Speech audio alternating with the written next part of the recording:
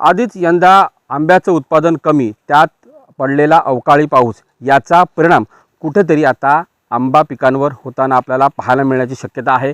आपण सध्या रत्नागिरीतल्या बागेमध्ये आहोत आणि या बागेमध्ये सध्या आंबा पीक पूर्णपणे तयार झालेला आहे।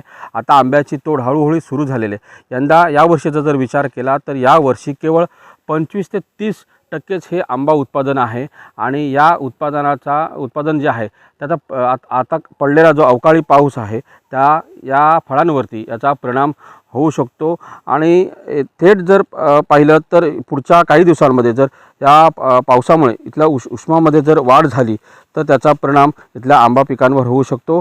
आपल्यासोबत इथले शेतकरी आहेत। सर मला सांगा, अवकाळी पाऊस पडलेला आहे, याचा आंबा पिकावर कशा पद्धतीने याचा परिणाम होईल? अवकाळी जो पाऊस पडला आहे त्याचा आता लगेचच काही इम्पॅक्ट होणार नाही आहे। याचा परिणाम एक 4-5 दिवसांनी दिसायला सुरुवात होईल। कॉमस्कोर नुसार आता isakal.com आहे देशातील नंबर 1 ची मराठी न्यूज वेबसाईट। प्रत्येक अपडेटसाठी isakal.com ला नक्की भेट द्या। आता पाऊस पडल्यामुळे त्या फळाची कूज होण्याची शक्यता जास्त आहे आणि हे जर झालं तर त्याच्यामध्ये फळमाशीचा त्रास आम्हाला सहन करावा लागणार आहे जास्त।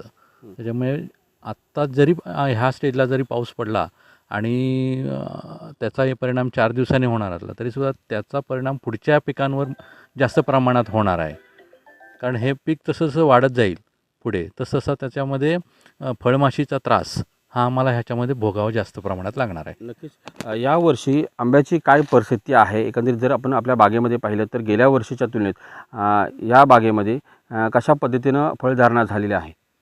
गेल्या वर्षीच्या तुलनेतून ह्या वर्षी ह्या बागेमध्ये एक 20%च आंबा आहे फक्त।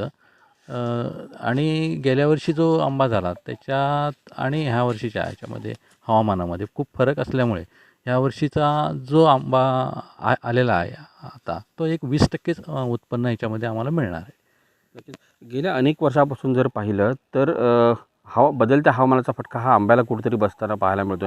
शासनाकडे नेमकी कोणती अपेक्षा तुम्हाला आहे?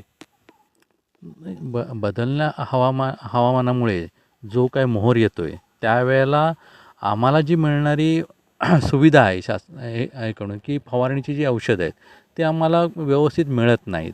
कारण जो काही रोग येतो की आता म्हटलं तर फुलकीड म्हटलं, थ्रिप्स हा प्रकार, तर ह्याच्यावर अजून शासनाने त्याच्यावर ठोस असं काही उपाययोजना केलेलं नाही की त्याच्यामुळे हा थ्रिप्स मरेलच अशी शाश्वती नाही। त्याच्यामुळे जे काही फूल येतं ह्याच्यावर ते फूलही नाश होऊन जातं ह्याच्यामुळे। आणि हा वातावरण चा जो भाग आहे त्याच्यामध्ये कडक ऊन हे मोठ्या प्रमाणात पडतं।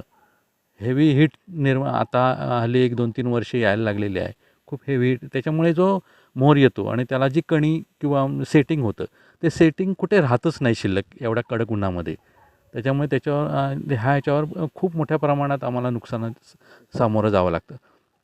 नक्कीच एकंदरीत पाहिलं तर गेल्या अनेक वर्षापासून आंबा बागायतदाराची समस्या आहे की इथल्या बदलत्या वातावरणाचा फटका इथल्या आंब्याला बसतो आहे आणि त्याच्यावर ठोस उपाययोजना इथल्या शासनानं त्यांना करून द्यावी, जेणेकरून एखादं तंत्रज्ञान असेल त्या तंत्रज्ञान जे इथल्या शेतकऱ्यांना उपलब्ध करून द्यावं, माहिती करून द्यावं, जेणेकरून जे रोग पडत आहेत त्याच्यावर उपाययोजना इथल्या शेतकरी करेल। एकंदरीत पाहिलं तर जो पडलेला अवकाळी पाऊस आहे याचा थेट परिणाम जरी आत्ता जाणवत नसला तरी पुढच्या काही दिवसामध्ये जे उत्पादन आहे जवळ 25 ते 30% उत्पादन आहे याच्यावर कुठेतरी परिणाम होताना आपल्याला पाहायला मिळेल।